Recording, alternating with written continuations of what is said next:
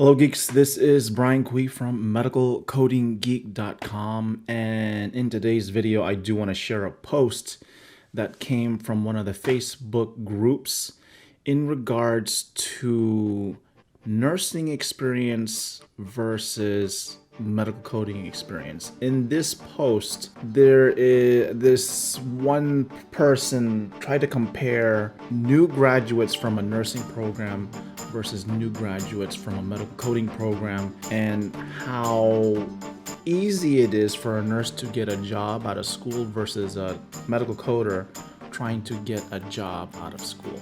So let's get into the video.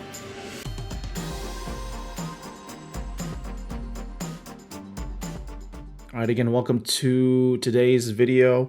If this is the first time watching this video, welcome to the channel. My name is Brian Kui. I have been a healthcare professional for over 20 years in the capacity of health information management, clinical documentation, integrity, and medical coding. So let's get into today's post. This came from a CCS preparation group, and I think somebody just needed to vent, and this is what it said. I'm going to show you the post. I don't understand how graduate nurses can get a job anywhere right out of school, but a coder has to have 3 to 5 years experience to any job. I am feeling so discouraged this morning that I may never find a job at all. This education was a waste of time and money. The more I look at coding jobs, the more discouraged I get when I see the experience needed. So she's just venting. I understand you need to vent. It's frustrating when, you invest. Keep in mind, you're not wasting time. You're investing time and money in yourself to make yourself better. And you come up to these roadblocks in trying to further yourself by finding your first job to further your career. It is very frustrating, but there are a couple things that I did want to point out, which I did already, but I'm just pointing it out for video's sake. When you try and compare a nurse coming out of school versus a medical coder coming out of school, there really shouldn't be a comparison. When you compare the way, well, here's the thing. Me and my wife, we graduated health information management together. And then later on down the line, very briefly down the line, as soon as she graduated, a couple years later, she didn't feel that the HIM profession was for her due to financial reasons, and so she went into nursing school. So I was able to experience firsthand what she went through, and the nursing curriculum is very, very rigorous. So when you compare it to medical coding, it doesn't compare, because throughout the curriculum of nursing, they are receiving hands-on experience in every facet of the profession, and to the point where once they finish, they are ready. All they have to do is pass an NCLEX and they're ready to go. It's a license, not a certification, so please keep that in mind. For medical coders, when you look at the curriculum, there is some form of practicum, but I'm not too sure from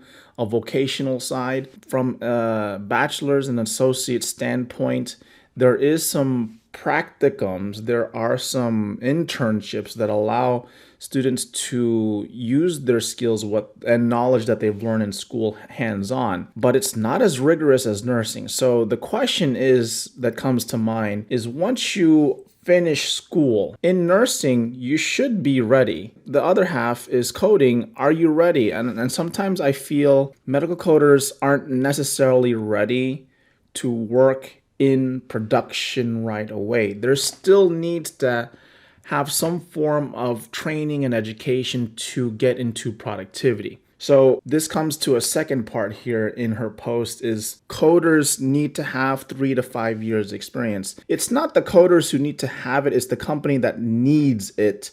Because when you look at the bottom line for coding is to get charts completed, so that way they can send it off for billing, and so that way they can get reimbursement. There is a bottom line. There is a financial impact in regards to that. So as such, there are high productivity standards in regards to having that experience. And if it's 3 to 5 years experience, you might want to think about the company's bottom line. Are they being pressed to meet the bottom line? Meaning maybe that company is not in a good financial situation. So they're, when you look at that, 3 to 5 years, they need somebody top notch to get the cases, to get the medical records, to get the claims done right away and with high quality to the point where, look, they have nothing to worry about. They're hiring somebody good. They're going to get the job done and out. Now, if they hire somebody that is new, well, that affects their bottom line. And keep in mind that healthcare is a business. When you're talking about medical coding, that should apply.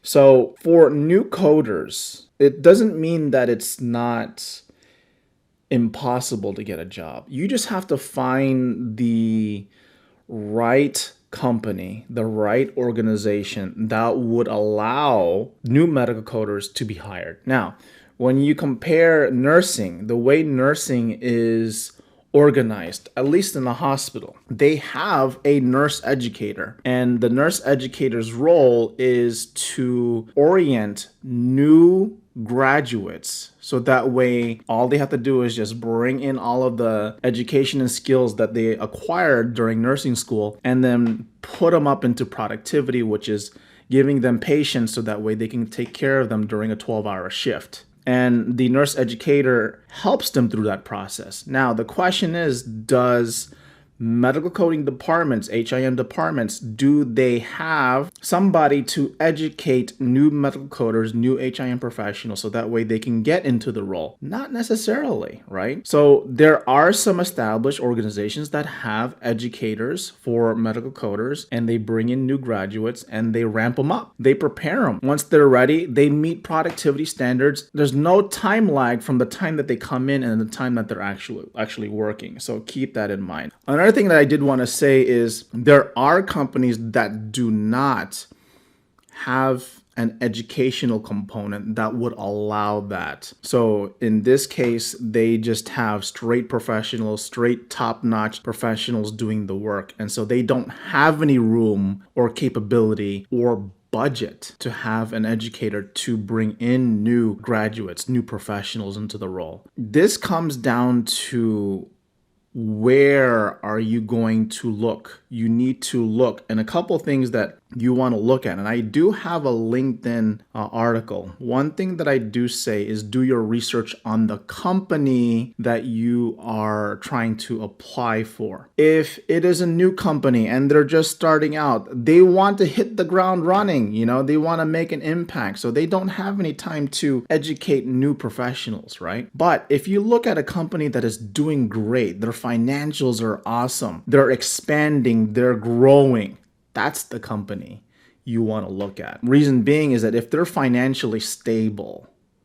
meaning now they have an allocated budget to grow. And if they want to grow, if they want to scale on demand, they need to bring in new professionals into the role so that way they can train them and educate them and mold them in such a way that best fits their company. So that way when they're able to scale on demand, they're ready to go. That's it. I mean, you just got to keep on looking, but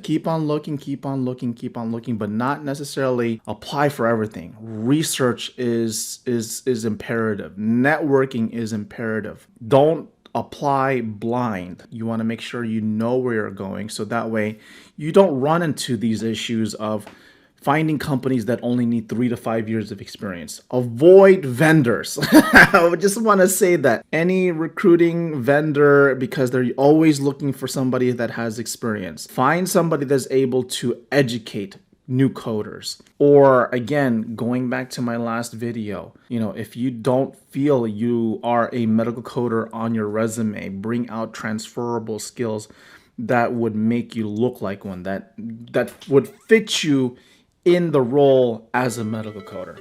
So that is all I have for this video. Thank you for watching. If you enjoyed this video, please give it a like. Also give us a subscribe. It definitely helps us out.